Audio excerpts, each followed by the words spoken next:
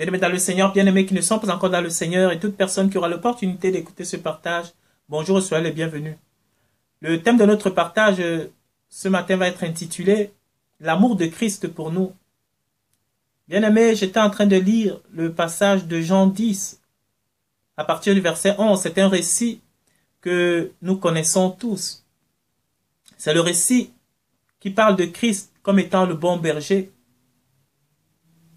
et du mercenaire aussi qui est à côté, bien-aimé dans le Seigneur. Et dans ce récit, je me suis rendu compte, bien-aimé, de la profondeur, de l'amour de notre Messie Yeshua envers nous. J'ai pu aussi me rendre compte du jusqu'au boutisme de Christ, du don de soi de Christ vis-à-vis de ses brebis. Il avait dit qu'il est le bon berger et qu'il serait capable de donner sa vie pour ses brebis. Et c'est ce qu'il a fait, bien-aimé dans le Seigneur. Et ici, il nous a également relaté dans ce récit qu'il y a un mercenaire qui, lui, n'adopte pas le même comportement, la même attitude que Christ vis-à-vis des brebis. Mais le mercenaire, ce qui le caractérise, c'est qu'il fait croire aux brebis qu'il est aussi un bon berger bien-aimé dans le Seigneur. Donc, on voit en confrontation ici deux personnes,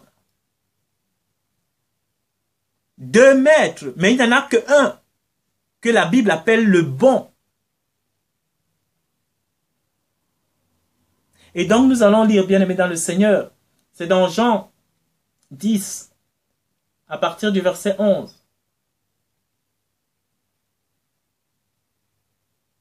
Il est écrit, « Je suis le bon berger. Le bon berger donne sa vie pour ses brebis. Mais le mercenaire qui n'est pas le berger et à qui n'appartient pas les brebis, voit venir le loup, abandonne ses brebis et prend la fuite.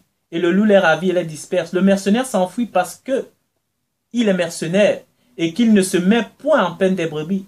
Je suis le bon berger, je connais mes brebis et mes brebis me connaissent. Comme le Père me connaît et comme je connais le Père, je donne ma vie pour mes brebis. J'ai encore d'autres brebis qui ne sont pas dans cette bergerie. Celles-là, il faut que je les amène. Elles entendront ma voix. Il y aura un seul troupeau et un seul berger.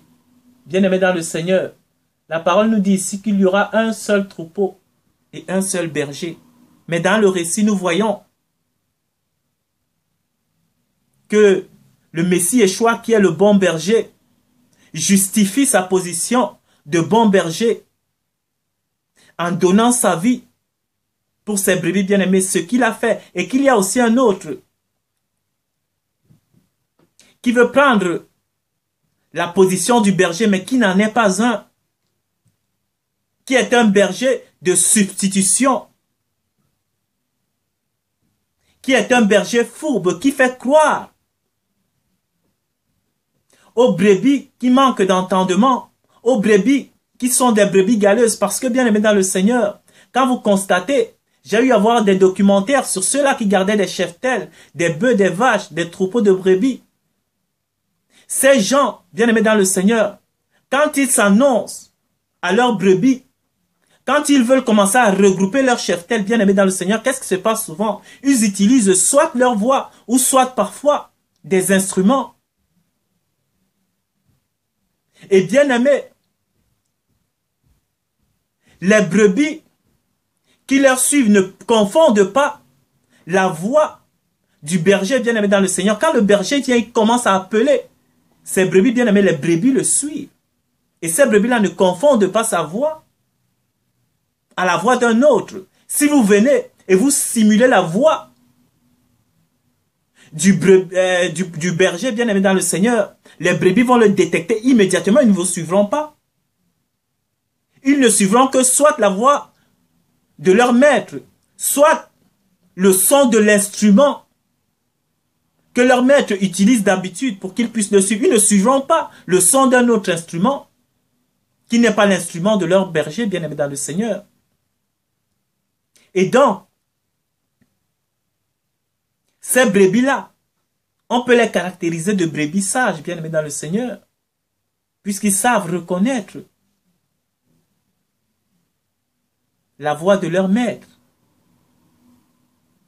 Et ceux-là que le mercenaire égare, ceux-là que le mercenaire distrait, ceux-là que le mercenaire use de ruse pour les éloigner du troupeau, afin de les dévorer, bien-aimés dans le Seigneur. Ce sont des brebis rebelles également, qui généralement connaissent en même temps que les autres la voix et le son de la voix de leur maître. Ils connaissent où ils ont appris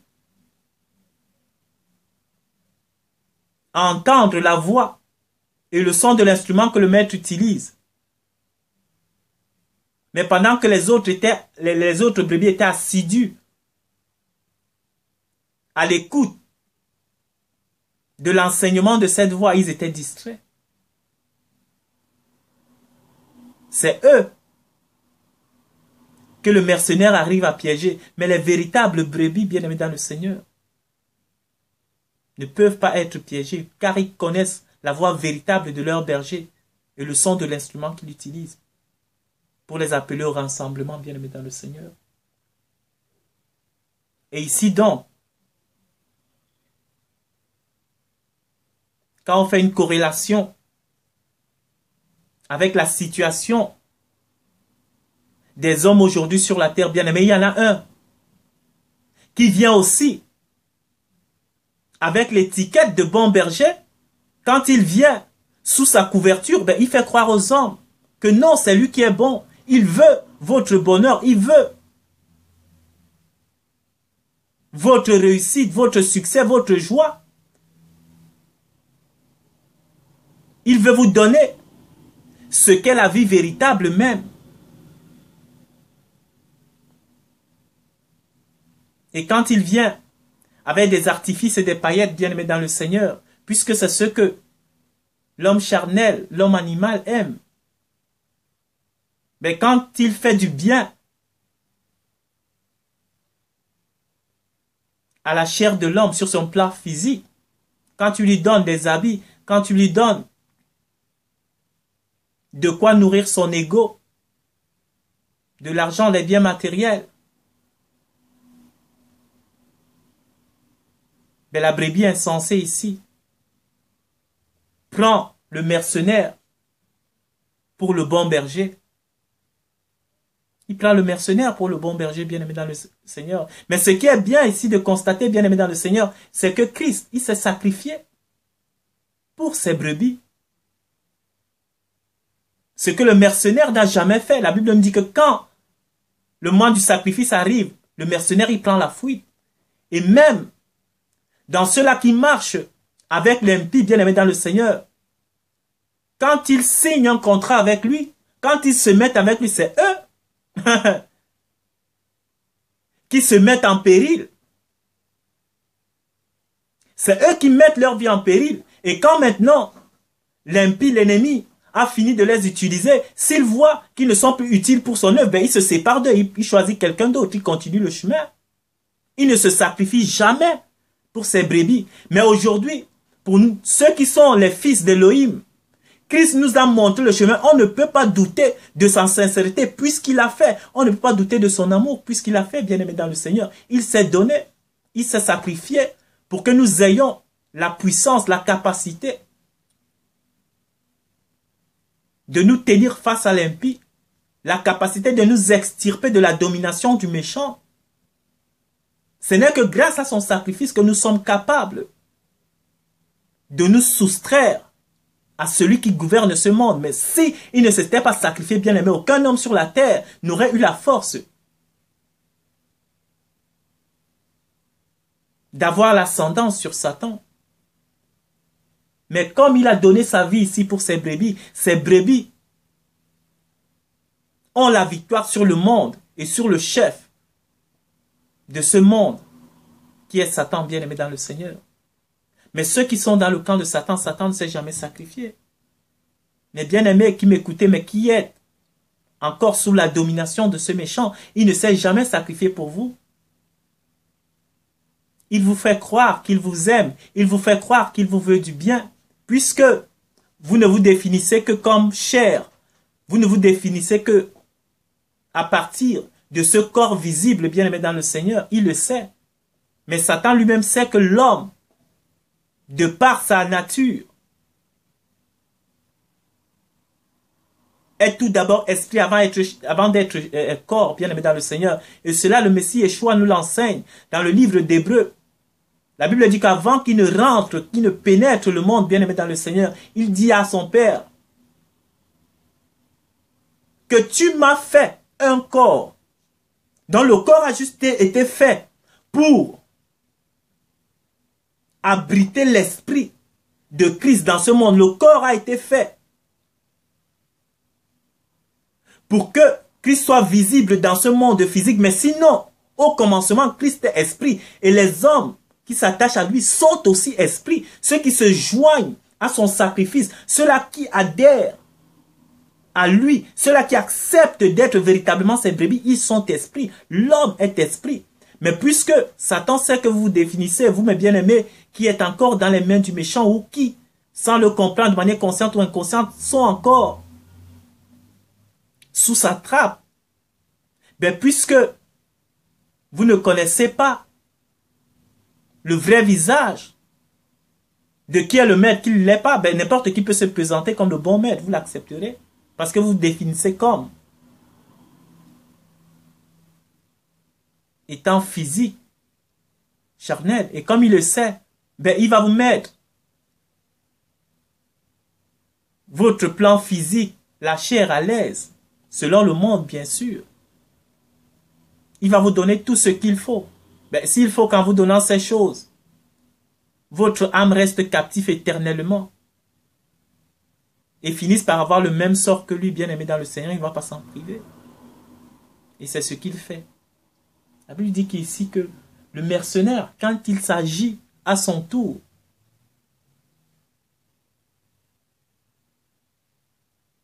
du sacrifice, ben, il prend la fuite. Il ne s'est jamais sacrifié pour qui que ce soit, bien-aimé dans le Seigneur. Il s'est sacrifié pour lui-même.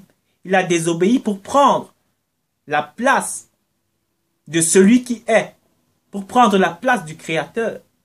Il s'est rebellé et il a été chassé parce qu'il s'est rendu compte qu'il ne pouvait pas faire le poids face à celui qui est le Créateur de toutes choses. Et la Bible nous dit encore ici au verset 13 que le mercenaire s'enfuit parce qu'il est mercenaire et qu'il ne se met point en peine des brebis.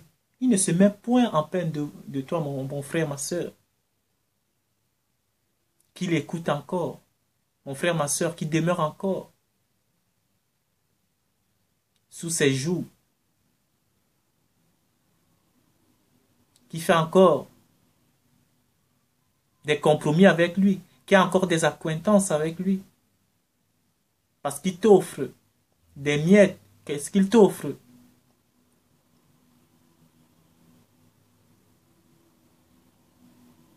La satisfaction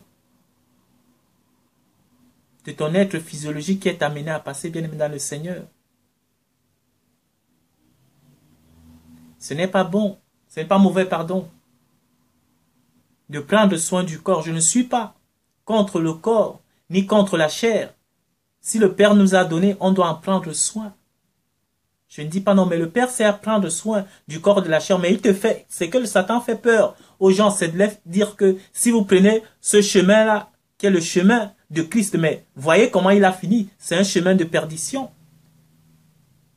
C'est un chemin qui va vous amener à la pauvreté, à la mort, à l'humiliation. Tout le monde va vous rejeter. Parce que vous ne serez plus rien aux yeux du monde. Mais la Bible dit que ben, le monde aime ce qui est à lui. C'est un choix que la brebis doit faire si elle veut appartenir au monde ou appartenir au Père. Et en prenant le chemin du Christ, donc en ne se considérant plus comme corps, bien-aimé, tout ce qui va t'arriver sur le plan physique, tu le remettras entre les mains de ton Père, il gérera la situation. Et les souffrances du temps présent ne seront même plus rien comparées à la gloire qui est dans le Messie Yeshua. Mais il faut déjà être dans les mains du bon berger pour comprendre ces choses. Mais quand on est dans les mains à la merci du méchant, ben il te fait croire que c'est un chemin de dénuement total. Un chemin qui ne vaut pas la peine d'être suivi. Donc, bien aimé dans le Seigneur, c'est ça. Le mercenaire,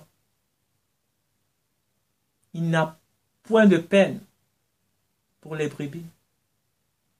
La chose qui est importante pour moi ici à retenir, c'est que le Père, Christ, pardon, s'est sacrifié pour nous et que Satan ne l'a jamais fait. Déjà, la barre est fixée là.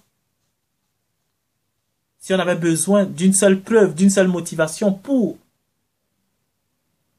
nous faire franchir le pas, il est là, bien aimé dans le Seigneur. La motivation est là. Le bon berger se sacrifie pour ses brebis et le mercenaire prend la fuite. Et la Bible dit encore ici que je connais mes brebis, elles me connaissent. Comme le Père me connaît et comme je connais le Père, je donne ma vie pour mes brebis. J'ai encore d'autres brebis qui ne sont pas encore dans cette bergerie, dont Christ. Le Père,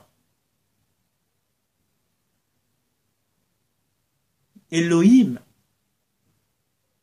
qui agissait au travers de Christ, est donc disposé aujourd'hui à ce que les brebis qui ne sont pas encore dans la bergerie soient ramenées dans la bergerie, mais c'est au travers des brebis qui auront déjà écouté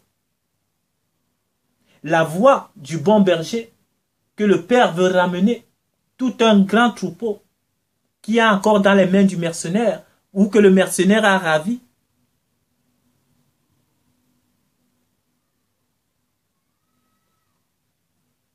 Le Père veut, au travers de ces brebis disponibles, ramener ce troupeau à la maison.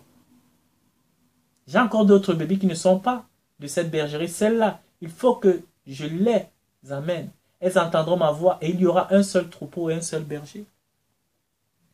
Il n'y a qu'un seul berger bien-aimé dans le Seigneur. Et c'est celui que la Bible appelle le bon, qui ne fuit pas devant le loup, qui offre son corps, sa vie, pour sauver ses brebis. Donc c'est cet amour véritablement profond et manifeste que Christ a montré à notre égard, bien-aimés dans le Seigneur.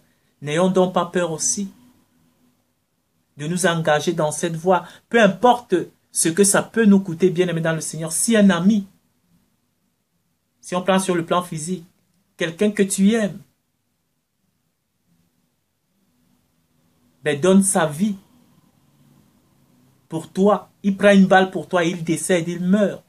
Bien-aimé, sa famille qui reste. On n'aura même pas besoin de te mettre la pression pour prendre soin d'eux. Parce que tu te dis que si cet homme avait été là, il aurait pris soin de sa femme et de ses enfants. Mais puisqu'il n'est plus là, c'est à toi aujourd'hui de prendre soin de ceux qu'il a laissés. C'est la même manière aujourd'hui, Christ est parti, s'étant sacrifié pour vous et moi. Mais c'est à nous aujourd'hui, on ne doit même pas nous mettre la pression pour marcher dans le chemin étroit et resserré qui mène à la vie éternelle. On ne doit même pas nous mettre la pression pour désirer, comme des enfants nouveau, le lait venant de Dieu, pour désirer véritablement entrer dans les profondeurs du cœur du Père, pour pouvoir en sortir de là et venir délivrer les fils d'Élohim qui sont encore dans les ténèbres, qui sont encore dans les mains du mercenaire et du loup. On ne devrait même pas nous mettre la pression pour ça, bien aimé dans le Seigneur. Donc voilà, je m'arrête là. C'était vraiment un passage qui m'a vraiment fort touché. Parce que ça m'a rendu véritablement manifeste le fait que Christ n'est pas resté dans les mots. Il a dit qu'il donnerait sa vie pour ses brebis. Il a véritablement donné sa vie. Ce que le méchant, l'impie, Le loup et le mercenaire ici n'ont pas fait. Donc voilà, merci d'avoir pris de votre temps pour écouter ce partage et à la prochaine.